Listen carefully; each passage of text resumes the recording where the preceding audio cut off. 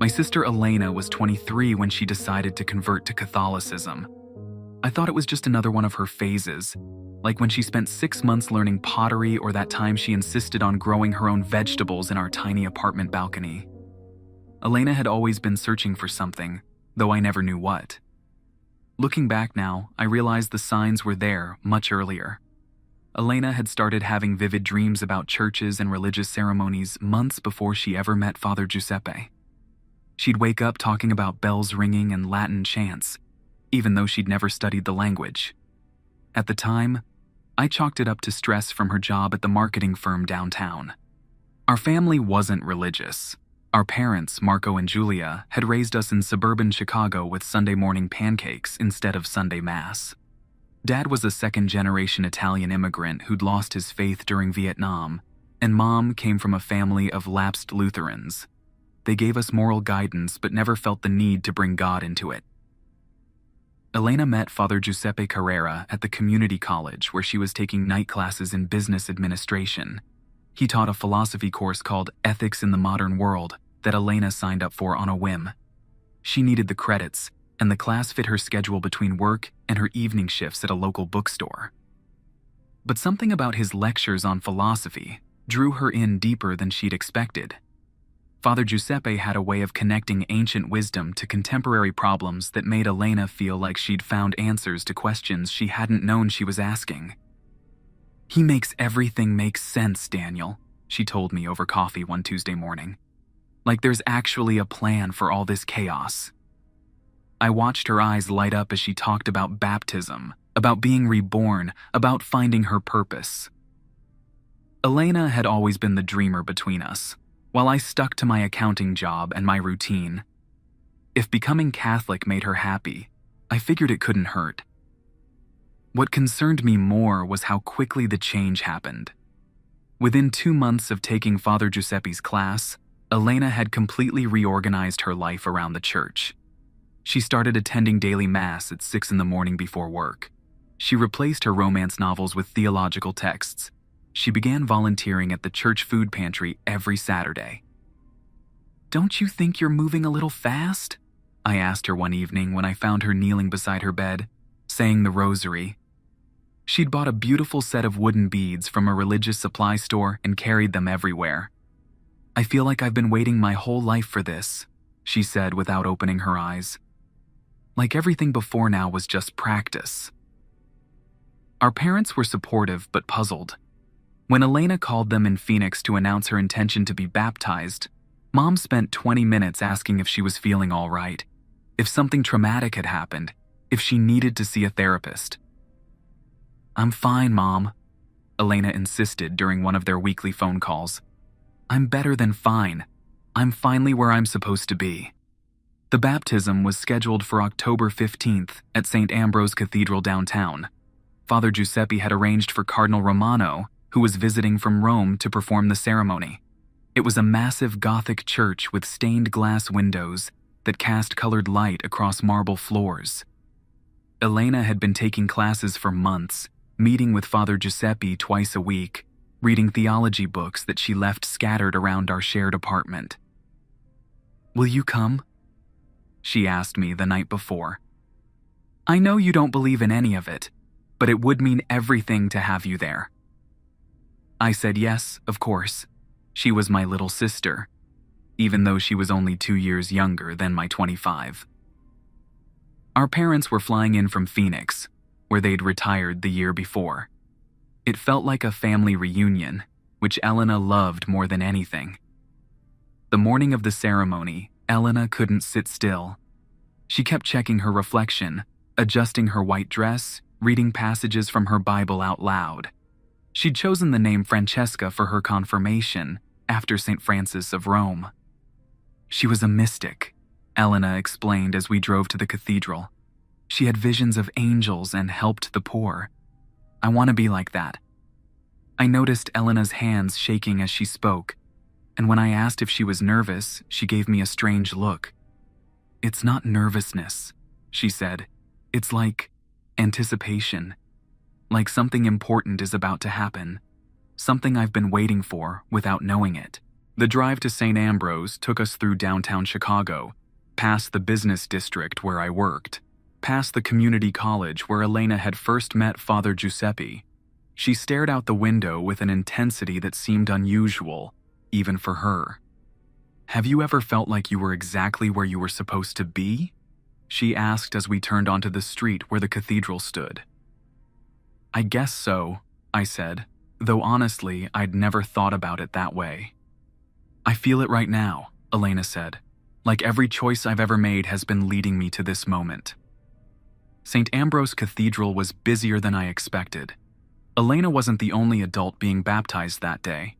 There were 7 others, ranging from college students to a man who looked to be in his 60s. They gathered in a side chapel, while family members filled the front pews of the main sanctuary. The cathedral was even more impressive on the inside than I'd remembered from the few times I'd visited for weddings or funerals. The ceiling soared overhead, supported by massive stone columns. Rows of candles flickered near the altar, and the smell of incense hung in the air. Everything about the place suggested permanence, tradition, something larger than ordinary human concerns. Father Giuseppe looked different in his ceremonial robes. During the few times I'd met him at Elena's apartment, he'd seemed like a regular guy in his 40s, someone you might chat with at a coffee shop. But in the cathedral, he carried himself with an authority that made his voice echo when he spoke. When he smiled at Elena before the ceremony began, I noticed something in his eyes that might have been concern. Cardinal Romano presided over the ceremony. He was visiting from Rome, which Father Giuseppe had mentioned was a special honor. The cardinal was a thin man with silver hair and sharp features, and when he spoke, everyone listened. Even I found myself paying attention to his words about redemption and new life. The baptisms took place at a large marble font near the altar. Each candidate approached individually, made their declarations of faith, and was immersed in the blessed water. It was beautiful, really. I understood why Elena found comfort in the ritual. When Elena's turn came, she walked to the font with steady steps. She answered the cardinal's questions clearly, her voice carrying through the cathedral. She rejected Satan and all his works. She proclaimed her belief in the Father, the Son, and the Holy Spirit. Then Cardinal Romano placed his hands on her head and lowered her into the water. The scream that came from Elena's throat was unlike anything I'd ever heard. It wasn't pain or fear. It was rage, pure and burning, the sound of something furious at being disturbed. The cardinal jerked back as if he'd been burned, and Elena's body went rigid in the font. Water from the baptismal font began splashing over the sides, though no one was moving. The temperature in the cathedral dropped so suddenly that people's breath became visible. Several of the candles near the altar flickered and went out, even though there was no wind. "Get away from me," she snarled, but her voice was deeper than it should have been, rougher. "You have no authority here." Father Giuseppe moved toward the font, but Elena's head snapped in his direction with such sudden force that he stopped. Her eyes had changed. They were still brown, still Elena's eyes, but there was something looking out through them that wasn't my sister. The pupils had dilated until they were almost black, and when she blinked, it seemed to take too long. "Elena," I called from the pew, but she didn't respond to her name. "That is not who I am," she said, pulling herself up from the font. Water ran from her hair and dress, but she didn't seem to notice. Steam rose from her skin as if the holy water was evaporating on contact. "You think your little ceremony can touch me. You think your God has power over what I am." The other families in the pews sat frozen. Nobody seemed to know what to do. This wasn't in any manual for dealing with disrupted church services. Parents pulled their children closer. The elderly man who was supposed to be baptized after Elena had gone pale and was gripping his walker so tightly his knuckles were white. Cardinal Romano recovered first. He approached Elena again, holding a small silver cross that he'd taken from around his neck. His hands were steady, but I could see sweat beading on his forehead despite the sudden cold. "In the name of Jesus Christ," he began, but Elena laughed. Jesus, she repeated, and the way she said his name made it sound like a curse. Do you think he wants her? Do you think he called her here? She gestured to herself, to Elena's body. I called her. I drew her to this place, to this moment. She came so willingly.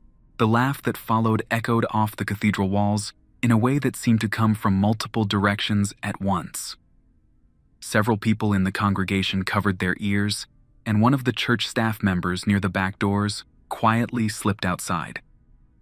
My parents were gripping each other's hands.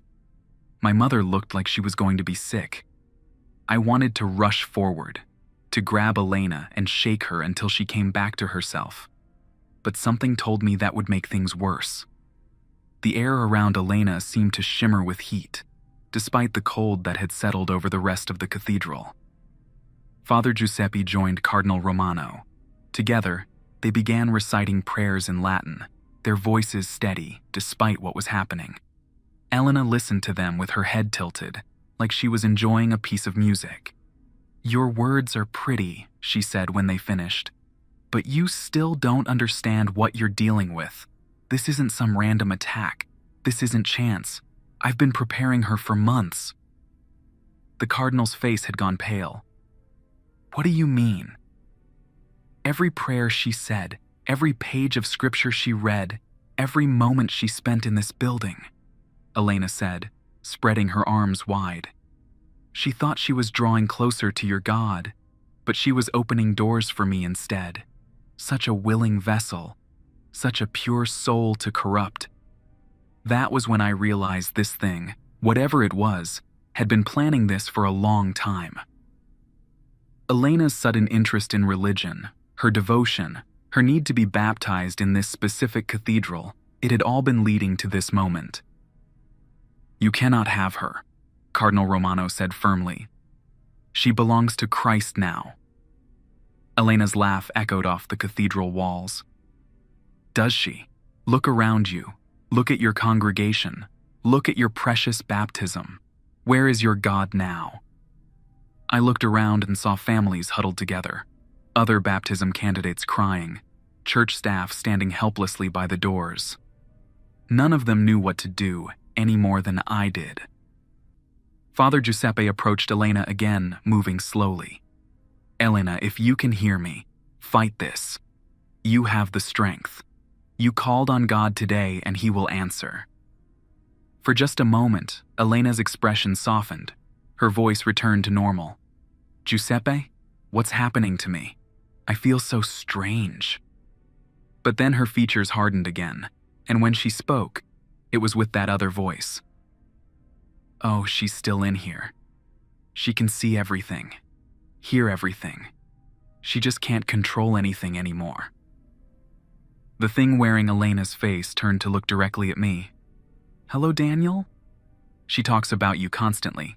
Her big brother, the one who never believed in anything? You still don't believe, do you? Even now?" I stood up from the pew. "Let her go." "Make me," Elena said, but it wasn't Elena speaking. Cardinal Romano stepped between us. "This ends now," he said, and his voice carried such authority that even the thing possessing Elena seemed to take notice. "You will release this child of God." "Child of God," Elena repeated mockingly. "Is that what you think she is? She's mine now. She invited me in. She begged for purpose, for meaning, for something greater than herself. Well, she found it." The cardinal reached into his robes and withdrew a vial of what I assumed was holy water. Elena watched him with amusement. "Go ahead," she said. "Try your little tricks.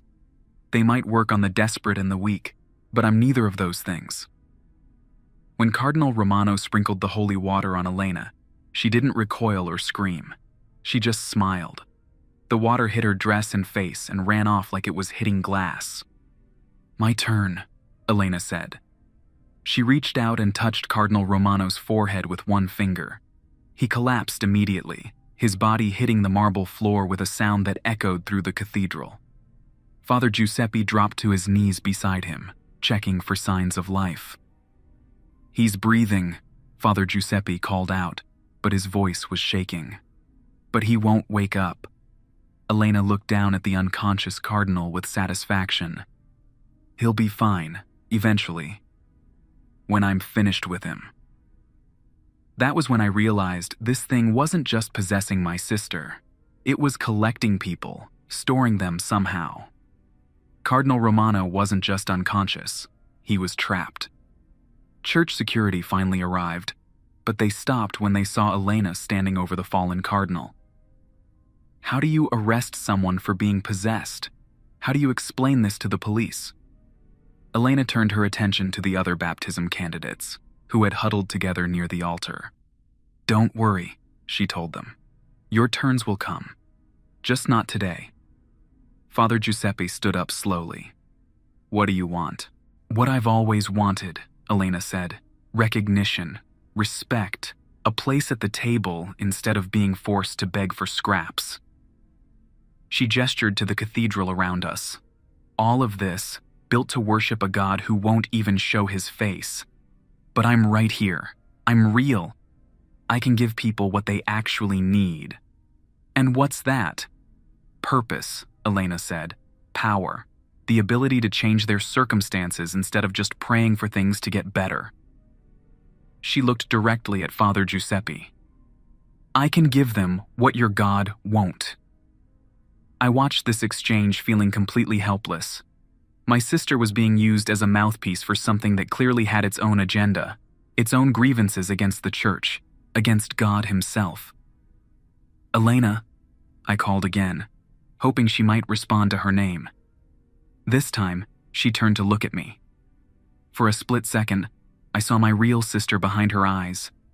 She mouthed the word help before the other presence reasserted control. She wants you to save her, Elena said with that wrong voice. But she doesn't understand yet that there's nothing to save her from.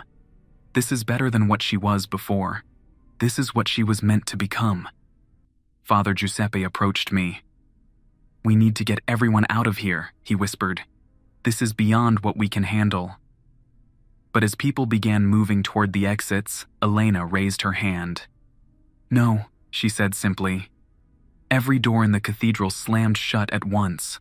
The sound was like thunder, and when people tried to push on the doors, they wouldn't budge. We're not finished here, Elena announced. In fact, we're just getting started. She walked to the center of the nave, her wet dress trailing behind her. The stained glass windows seemed to dim, though the sun hadn't moved. The temperature in the cathedral dropped noticeably. You want to see real power? Elena asked the assembled crowd. You want to see what your God actually thinks of you? She raised both hands toward the ceiling, and I felt something shift in the air around us. Not a physical change, but something deeper. Like the rules that governed the world had suddenly become negotiable. I'm going to show you what faith really costs, Elena said. And when I'm done, you'll understand why I'm the better choice. That was when I knew we were all in serious trouble. This wasn't just a possession. This was a demonstration, a recruitment pitch. The thing using Elena's body was trying to prove a point to everyone trapped in the cathedral. And from the look in her eyes, it was just getting started. The next few hours passed like a fever dream. Elena, or the thing controlling her, kept us locked in the cathedral while it conducted what it called interviews with different families. It would call people forward one by one and ask them questions about their faith, their doubts, their secret sins. The process was methodical, almost clinical. Elena would point to someone in the congregation and say their name, though she'd never met most of these people before. They would walk forward as if compelled, though their faces showed they didn't want to move. Mrs. Patterson, whose grandson was supposed to be baptized that day, broke down completely when Elena asked her about the money she'd been stealing from her employer's petty cash fund. She'd been taking $20 here and there for almost 2 years, she confessed, to help pay for her grandson's asthma medication. I never meant for it to become a habit, Mrs. Patterson sobbed. I was going to pay it back. The 17-year-old girl named Sophia admitted to selling her prescription medication to classmates.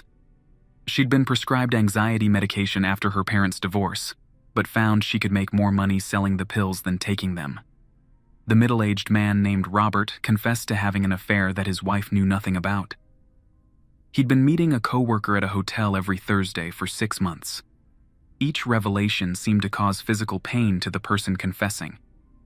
They would double over, clutch their chests, speak through tears they couldn't control. But Elena listened to each confession with the same expression of mild interest, like a researcher taking notes. "You see," Elena said after each revelation, "your God already knows all of this about you. He sees everything, judges everything, but does nothing to help. I, on the other hand, can make your problems disappear." She touched Mrs. Patterson's forehead, and the older woman's tears stopped immediately. A look of peace crossed her face, but it was the wrong kind of peace. Like someone had simply turned off her ability to feel guilt. When Mrs. Patterson returned to her pew, she moved differently, with a lightness that seemed unnatural. "How does that feel?" Elena asked her. "Better," Mrs. Patterson said quietly. "Much better." I watched this happen over and over. Elena would expose someone's deepest shame, then offer to take it away. Most people accepted. They didn't seem to care that they were making some kind of deal. They just wanted the pain to stop. The few who refused Elena's offer remained in obvious distress. Sophia continued crying uncontrollably after admitting to selling her medication. Robert kept clutching his chest like he was having a heart attack. The thing possessing Elena seemed to find their suffering amusing. "Free will," Elena said, watching Robert struggle to breathe normally. "You're God's greatest gift to humanity, the freedom to choose suffering over relief." Father Giuseppe tried to intervene several times, but Elena would just look at him, and he'd find himself unable to speak.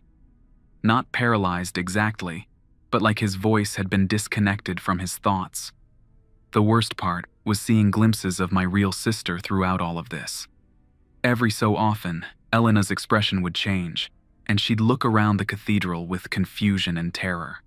She'd try to speak, to warn people, but then the other presence would reassert control. "She's fighting so hard," Elena said during one of these moments, speaking about herself in third person. "It's admirable, really. Most people give up much faster." Around noon, someone started banging on the cathedral doors from outside. Elena tilted her head, listening to the sound. "Ah," she said, "the cavalry arrives." The banging continued, followed by voices shouting through the heavy wood. I couldn't make out the words, but I recognized the tone of authority. Police, probably, or maybe fire department. Someone had noticed that a cathedral full of people had gone silent for too long. Elena walked to the main doors and pressed her palm against them. "You can come in," she called out, "but understand that you're entering my domain now." The doors swung open and a team of police officers rushed in, followed by paramedics and what looked like federal agents. They stopped short when they saw Elena standing calmly in the center of the nave, surrounded by families sitting quietly in the pews. The police officers had their hands on their weapons, but they seemed uncertain about what they were dealing with. The paramedics looked around for injured people and found Cardinal Romano still unconscious on the marble floor, but everyone else appeared physically unharmed. "Everyone stay where you are," one of the officers called out. "We're here to help." Elena laughed. "Help with what, exactly?" "Everyone here is fine. Better than fine, actually. They're finally honest about who they really are." A woman in a dark suit approached cautiously. She had the bearing of someone in charge, someone used to dealing with unusual situations. Her badge identified her as federal law enforcement, but she moved with the confidence of someone who'd seen things that didn't make it into official reports. "I'm Agent Morrison with the FBI," she said. "We've had reports of a disturbance here." "No disturbance," Elena said pleasantly. "Just a religious service that's running a bit longer than expected." Agent Morrison looked around the cathedral, taking in the unconscious Cardinal Romano, the families sitting too quietly in their pews, the general wrongness of the situation. Her eyes lingered on Elena's wet dress and hair, on the water that had somehow frozen in mid-splash around the baptismal font. "Sir, we're going to need you to come with us," she said to Father Giuseppe. "He can't," Elena interrupted. "None of them can. We're not finished here yet." Agent Morrison reached for her radio, but when she tried to speak into it, no sound came out. She looked at Elena with growing understanding. Behind her, other agents were testing their equipment and finding the same problem. Cell phones showed no signal. Radios produced only static. "What are you?" she asked. "I'm exactly what your government has been studying for the past 70 years, Elena said. "The thing your little projects and programs have been trying to understand and control. Project Blue Book, Project Sign, the Robertson Panel, all those classified files gathering dust in underground facilities. But here's what you never figured out. We don't want to be controlled. We want to be partners." Agent Morrison's expression changed. The mention of classified project names seemed to trigger recognition, concern, and possibly fear. She spoke quietly into her earpiece, but I could see the frustration on her face when she got no response. "Your backup isn't coming," Elena told her. "Your surveillance equipment isn't working. Your weapons won't fire in here. This is holy ground, remember? Only certain kinds of power work in a place like this." She gestured to the cathedral around us. "But my power works just fine." Elena walked over to Agent Morrison and extended her hand. "Shake my hand, and I'll let everyone in here leave safely. Refuse, and we stay here until I get bored." Agent Morrison looked at Elena's outstretched hand like it was a loaded gun.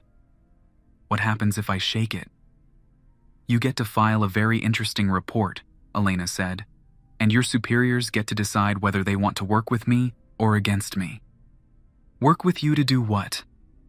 Elena smiled, and for a moment she looked exactly like my sister again. "To save humanity from itself, of course. Isn't that what you all want? An end to war, to poverty, to the endless cycle of human suffering. And the cost?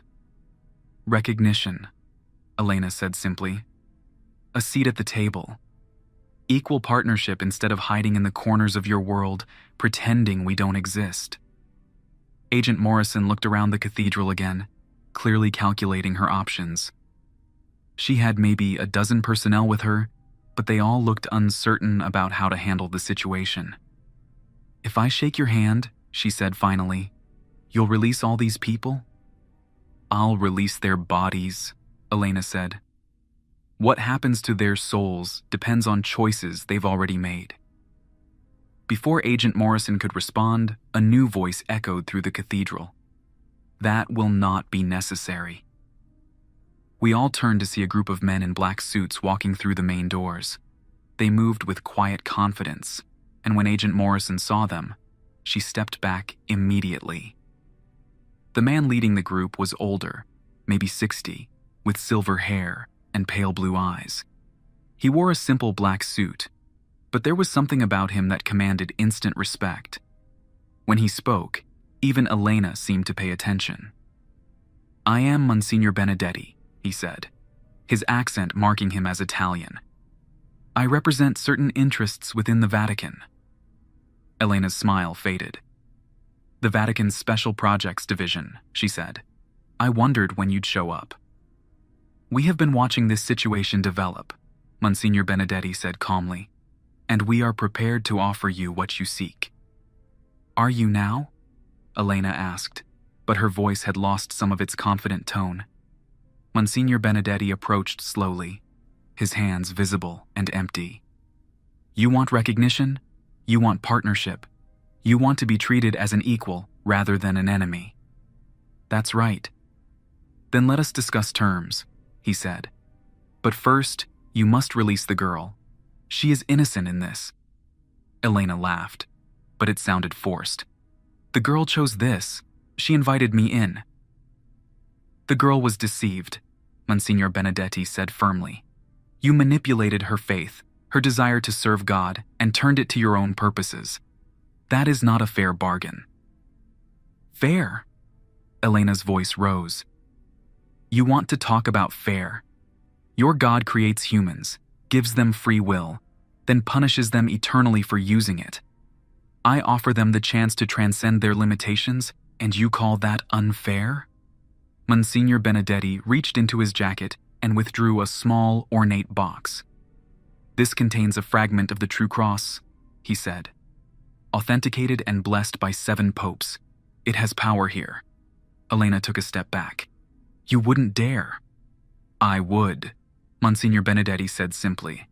But I would prefer not to. Violence serves no one's interests here. What are you proposing? A formal agreement, Monsignor Benedetti said. Recognition of your kind as a legitimate supernatural entity.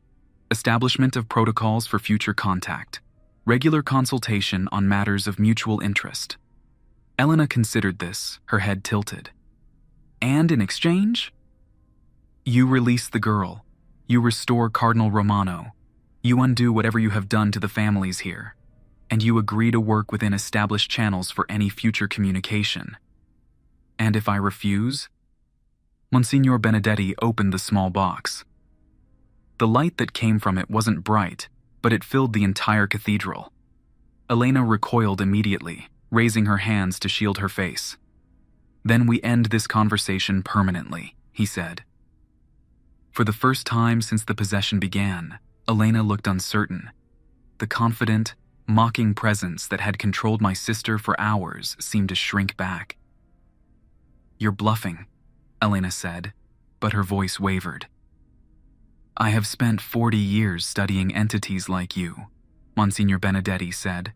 I know exactly what that artifact will do to you. The question is whether you are willing to find out. Elena looked around the cathedral, at the families watching this exchange, at Agent Morrison and her team, at Father Giuseppe and the unconscious Cardinal Romano. Whatever calculation she was making, it wasn't coming out in her favor. Fine, she said finally, but I want the agreement in writing, signed by someone with actual authority. It will be arranged, Monsignor Benedetti said. Elena closed her eyes and took a deep breath. When she opened them again, they were brown and familiar and completely confused. Daniel? My sister said in her own voice. What happened? Why am I wet? I rushed forward and caught her as she collapsed. She was shaking and cold, but she was Elena again. Really Elena.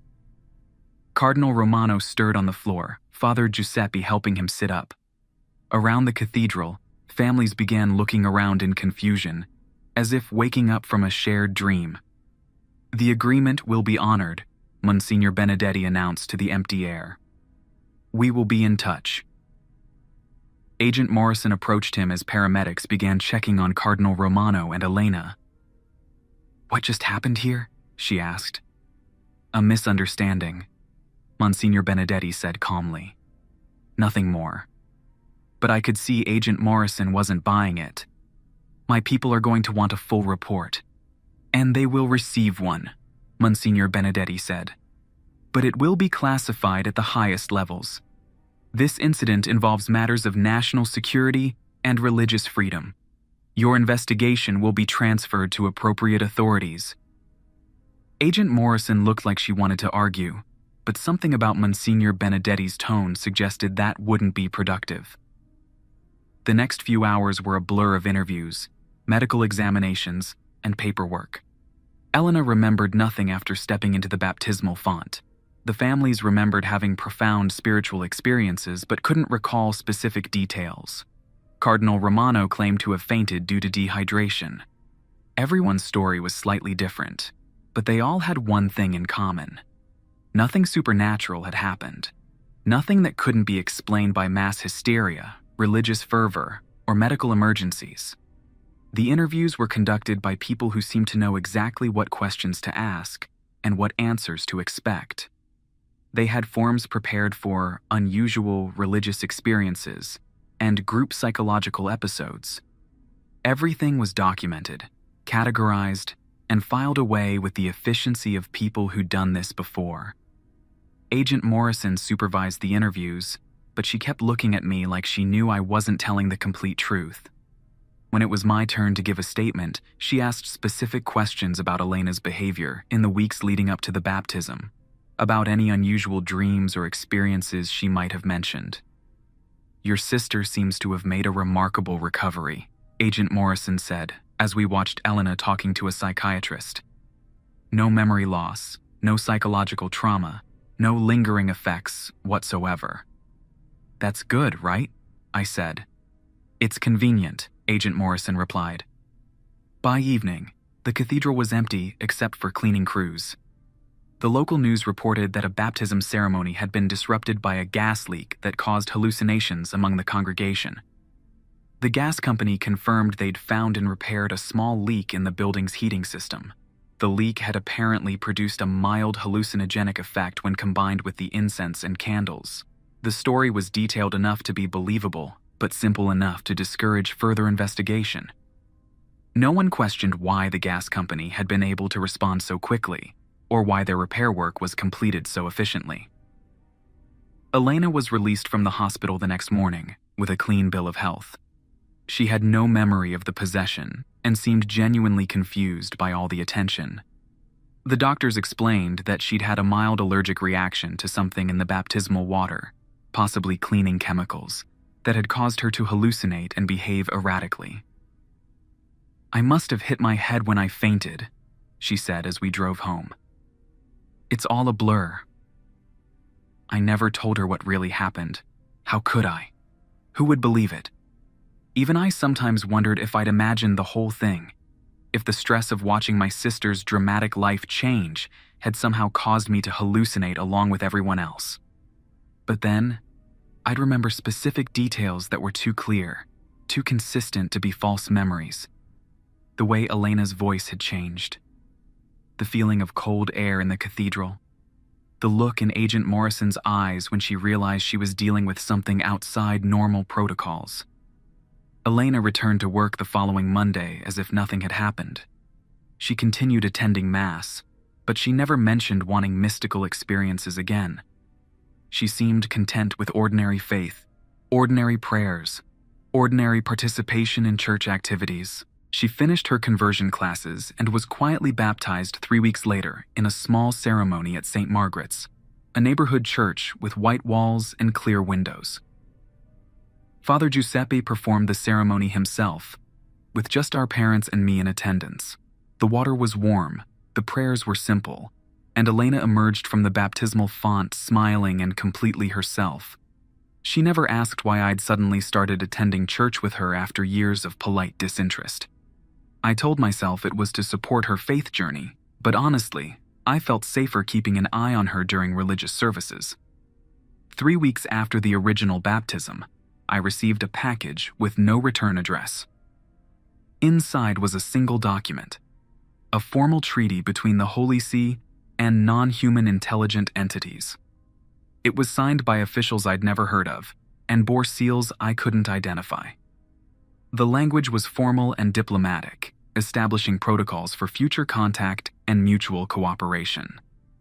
At the bottom, in elegant handwriting, someone had added a note. The girl's faith was real. That matters more than you know. MB. Sometimes, late at night, I wonder if that thing was right about the deal it offered.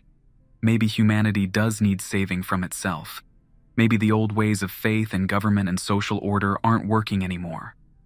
But then I remember my sister's face when she came back to herself, confused and scared and completely human. Whatever that entity offered, whatever power it promised, it wasn't worth the cost of Elena's soul. The Vatican kept its word about the agreement. I've never seen another possession, never heard of another incident like the one at St. Ambrose Cathedral. But I know the treaty exists, filed away in some vault beneath Rome, a reminder that humanity isn't alone in the universe. And sometimes, when Elena prays, I swear I can see something listening. Not the thing that possessed her, but something else. Something that values faith over power, love over control. Maybe that's what real faith is, choosing to believe in goodness even when you know how much evil exists in the world. Elena made that choice, even if she doesn't remember making it. I'm still learning how to make it myself.